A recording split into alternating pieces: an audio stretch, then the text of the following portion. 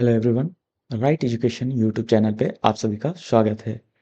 आज हम लोग क्लास 9th के एनसीईआरटी नोट्स चैप्टर 5 को पढ़ने जा रहे हैं।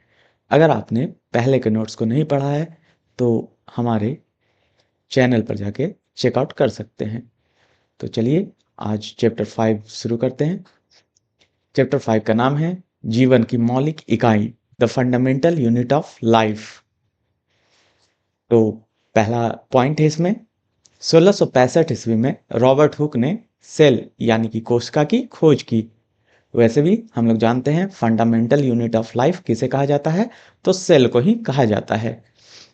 और यह कैसा दिखाई देता है, तो कॉर्क के स्लाइस जैसा दिखाई देता है। इन्होंने जब रॉबर्ट हुक ने खोज किया तो ये भी कॉर्क के स्लाइस की तरह ही दिखता था।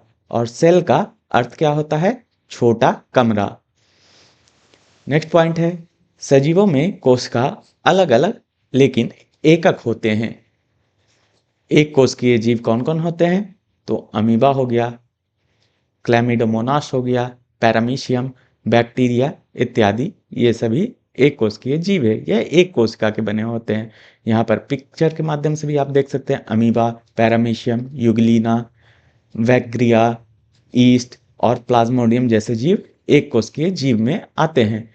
वहीं बहुकोशिकीय जीव जो कि कई कोशिकाओं के मेल से बने होते हैं, उसमें आ जाते हैं कवक, जिसे इंग्लिश में फंजाई कहते हैं, पादप और जंतु, यानी कि हम सभी लोग बहुकोशिकीय जीव में आ जाते हैं, मनुष्य भी। नेक्स्ट पॉइंट है, सभी कोशिकाएं अपने पूर्ववर्ती कोशिकाओं से उत्पन्न होती है। यहाँ पर अब देखिए कोशिका, इसका खोज और इसके बारे में जान लेते हैं। 1665 ईस्वी में इसे खोजा गया। किन्होंने खोजा, तो रॉबर्ट हुक ने। 1674 में उन्नत सूक्ष्मदर्शी से तालाब के जल में स्वतंत्र रूप से जीवित कोशिका का पता लगाया। किन्होंने, तो ल्यूवेन हॉक ने। उसके बाद 1831 में रॉबर्ट ब्राउन ने कोशिका केंद्र का पता लगाया। ये सभी पॉइंट काफ़ी इंपॉर्टेंट हैं, तो इसका आप स्क्रीनशॉट ले सकते हैं। उसके बाद 1839 में जे.ई. पुरकंज ने जीव द्रव की खोज किए। जीव द्रव का इंग्लिश क्या होता है, प्रोटोप्लाज्म। एम स्लाइडन तथा टी स्वान ने 1839 में कोशिका सिद्धांत की खोज की। अब यह कोशिका सिद्धांत है क्या, वह है सभी पौधे तथा जंतु कोशिका से बने हैं और वे जीवन की मूलभूत इकाई है। यह किन्होंने दिया था, एम स्लाइडन तथा टी स्वान ने 1839 में।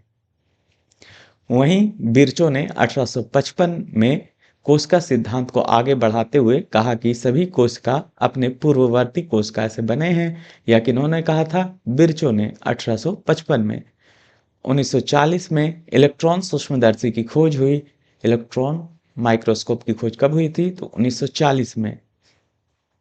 नेक्स्ट पॉइंट है, प्रत्येक कोशिका में 3 गुण दिखाई देगा, जो कि पहला है प्लाज्मा झिल्ली, प्लाज्मा मेम्ब्रेन, दूसरा है केंद्रक यानी कि न्यूक्लियस, और तीसरा है कोशिका द्रव यानी साइटोप्लाज्म। प्लाज्मा झिल्ली के बारे में जान लेते हैं। यह कोशिका की सबसे बाहरी परत है। कोशिका की सबसे बाहरी परत कोशिका झिल्ली ही है। यह वर्णात्मक पारगम्य झिल्ली है। CO2 तथा O2 यानी कार्बन डाइऑक्साइड और ऑक्सीजन विसरण यानी डिफ्यूजन द्वारा इसके आर पार जा सकते हैं। पदार्थ की गति उच्च सांद्रता से निम्न सांद्रता की ओर होती है। ये कई एग्जामों में भी पूछा जा चुका है कि पदार्थ की गति किधर से किधर की ओर जाती है, तो उच्च सांद्रता से निम्न सांद्रता की ओर जाती है। H2O यानी जल के अणु कोशिका झिल्ली के दोनों ओर आवागमन करने के लिए स्वतंत्र होते हैं। और कौन कौन है, तो CO2, O2 गैस में हो गए, और जल जो कि हो गया, यह झिल्ली के इधर उधर आवागमन के लिए स्वतंत्र होता है। वहीं प्लाज्मा झिल्ली के बारे में ही आगे पढ़ते हैं। एक कोशिकीय अलवणीय जलीय जीवों का अधिकांश पादप कोशिका परासरण यानी ऑस्मोसिस ही जल ग्रहण करता है। परासरण से ही ये लोग जल ग्रहण करते हैं। कौन, प्लाज्मा झिल्ली। प्लाज्मा झिल्ली लचीला, यह बना किससे होता है, लिपिड और प्रोटीन का बना होता है प्लाज्मा झिल्ली। इसे केवल इलेक्ट्रॉन सूक्ष्मदर्शी से ही देखा जा सकता है। अब दूसरे गुण आएंगे, जो कि कोशिका का दूसरा गुण दिखाई देगा। यह केंद्रक यानी कि न्यूक्लियस का है। चारों ओर छिद्र वाली दोहरी परत होती है केंद्रक। इसमें क्रोमोसोम क्रोमोसोम बना किससे होता है? डीएनए और प्रोटीन का बना होता है क्रोमोसोम।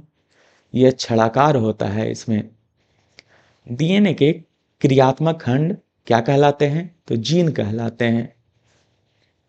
बैक्टीरिया में केंद्रक नहीं होता है। यहाँ पर केंद्रक नहीं होगा तो वो क्या कहलाएगा? प्रोकैरियोटिक। और जिसपे केंद्रक होगा वह क्या कहलाएगा? यूकैरियोटिक। और अगर प्रोकैरियोटिक हुआ तो उसका आकार छोटा होगा और यूकैरियोटिक उसका आकार बड़ा होगा। यहाँ पर 1 से 10 म्यू में प्रोकैरियोटिक का आकार होगा और यूकैरियोटिक का आकार 5 से 10 5 से 100 म्यू तक होगा। 1 म्यू बराबर कितना होता है? 10⁻⁻6 मीटर। वहीं स्पष्ट केंद्रक का अभाव किसमें पाया जाता है? तो नीले हरे शैवाल में। नेक्स्ट गुण दिखाई देगा इसमें कोशिका द्रव के रूप में, जिसे साइटोप्लाज्म कहा जाता है, जो कि न्यूक्लियस प्लस साइटोप्लाज्म बराबर क्या होगा? प्रोटोप्लाज्म हो जाता है, जो कि हिंदी में क्या कहलाएगा?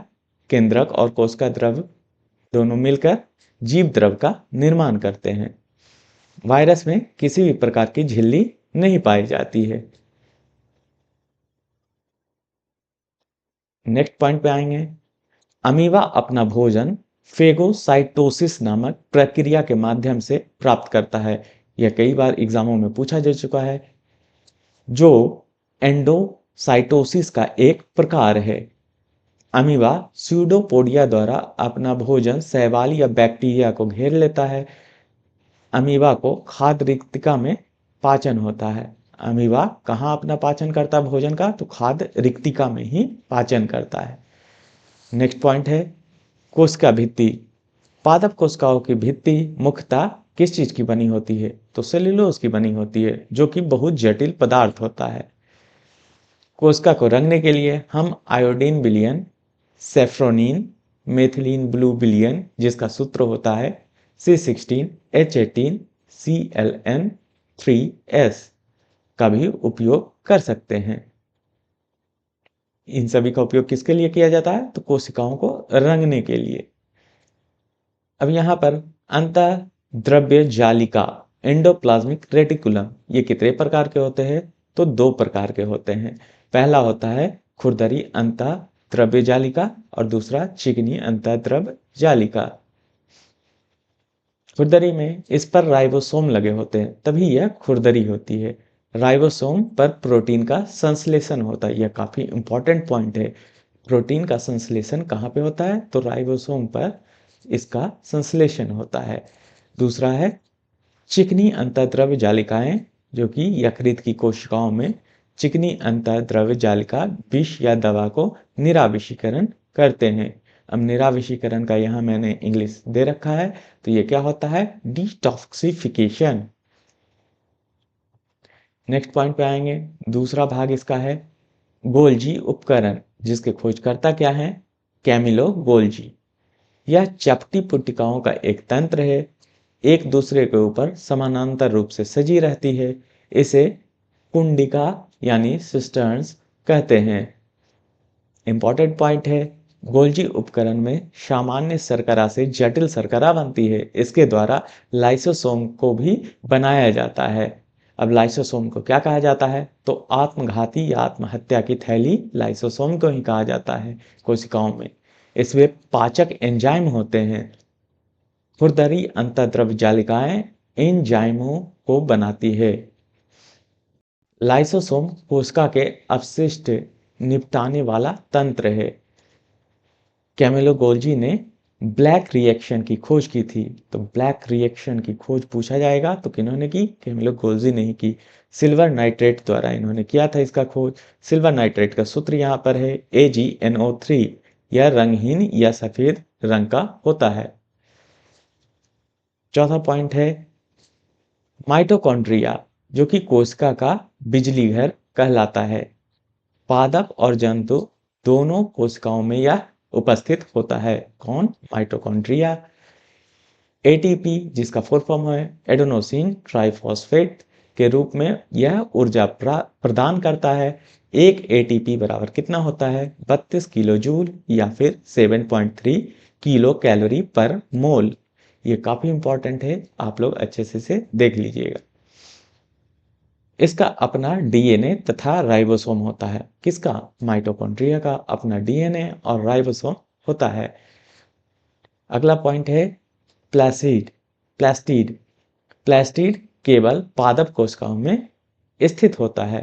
प्लास्टिड दो प्रकार के होते हैं। पहला क्रोमोप्लास्टिड जो कि रंगीन होगा, वहीं ल्यूकोप्लास्टिड ये श्वेत या रंगहीन होते हैं। इनका कार्य क्या होता है? संचय करना। जिस क्रोमोप्लास्ट में क्लोरोफिल वर्णक होते हैं उसे क्लोरोप्लास्ट कहते हैं।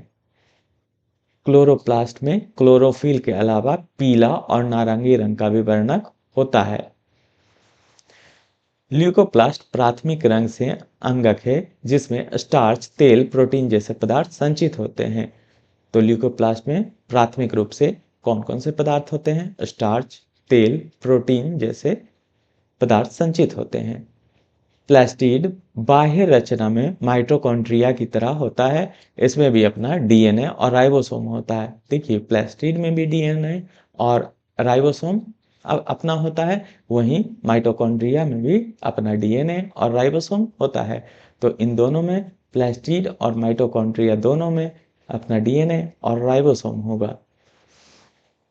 यहाँ पर मैंने नोट भी करके दे रखा है। प्लास्टिड और माइटोकॉन्ड्रिया दोनों में ही अपना डीएनए और राइबोसोम होता है, तभी ये दोनों कुछ प्रोटीन स्वयं बना सकते हैं। छठा पॉइंट है रसधानियां।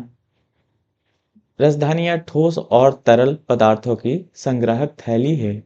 यह जंतु कोशिका में छोटा तथा पादप कोशिका में बड़ा होता है। केंद्रीय रसधानी की माप जैसे पौधे की कोशिका में 50% से 90% तक होता है। नई कोशिका बनने की प्रक्रिया कोशिका विभाजन कहलाती है।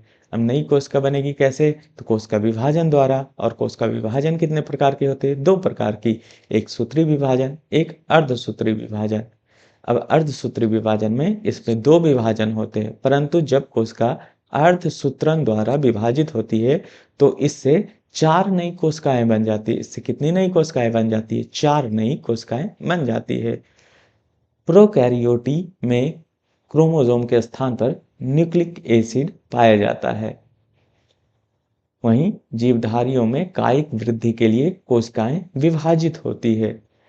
ये एक नज़र इस पे देख लेंगे। कोशिका भित्ति, सेल वॉल कोशिका को सहारा देने का कार्य करती है। वहीं कोशिका झिल्ली, सेल मेम्ब्रेन यह नियंत्रित करना कि कोशिका के अंदर बाहर क्या जा रहा है। वहीं कोशिका द्रव, काइटोप्लाज्म या cell reaction happen in it, मतलब सेल में क्या क्या रिएक्शन हैपन हो रहा है उसको पता करता है। केंद्रक न्यूक्लियस कंट्रोल करता है कि कोशिकाओं में क्या चल रहा है। वहीं आप देखिए कोशिका का यहाँ पर एक पिक्चर है, आप देख सकते हैं। यहाँ पर कोशिका द्रव पूरे में भरा होता है, वहीं गोल्जी काय, राइबोसोम, अंतःद्रव जालिका, चिकनी अंतर्द्रव और खुरदरी अंतर्द्रव जालिकाएं यहाँ पर उपस्थित होती हैं। प्लाज्मा झिल्ली भी है। केंद्रक देखिए बीचों बीच मौजूद होता है, केंद्रक ये है। वहीं सूत्रकनिका और लाइसोसोम ये सभी आप देख सकते हैं। ये है कोशिका का एक सही प्रारूप। उम्मीद है आपको ये वीडियो अच्छा लगा हो तो वीडियो को लाइक सब्सक्राइब जरूर करें। Thank you.